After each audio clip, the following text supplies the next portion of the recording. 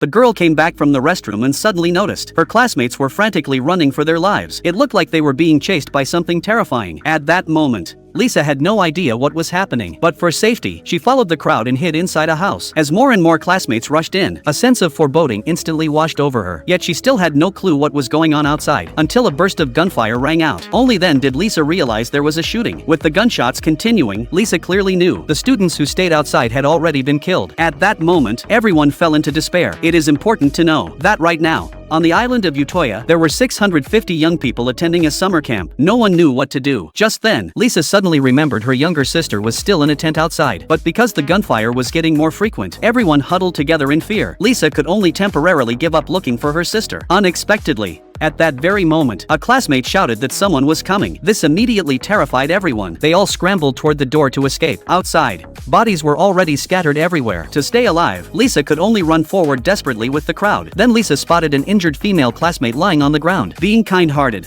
she helped the girl up and ran toward the forest. Fortunately, after running for a short while, they luckily found a hidden hillside. That gave them a chance to catch their breath. But the gunfire behind them did not stop. Clearly, this was a premeditated massacre. As agonized screams from the students echoed, the frightened crowd finally remembered to call the police. However, since they were on Utoya, an island surrounded by water on all sides, it would take the police at least an hour to arrive. This instantly plunged everyone into despair, but they had no other choice. They could only hide as best they could until the police arrived. At this point, Lisa took out her phone and called her sister, but there was no answer. Just when Lisa thought her sister might have suffered misfortune, a blood-covered classmate rushed over. He said the person shooting with a weapon was a detective in a police uniform. This instantly struck everyone as strange. Why would a detective come to this island to carry out a slaughter? Realizing staying here wasn't an option, Lisa headed toward the dangerous campground. She guessed her sister might still be hiding in a tent, but when she rushed to the campsite, she found it completely deserted. Just then, Lisa suddenly saw a little boy slumped on the ground. She decided to help the boy escape, but the boy refused to leave. He wanted to wait for his brother. He was afraid if he left,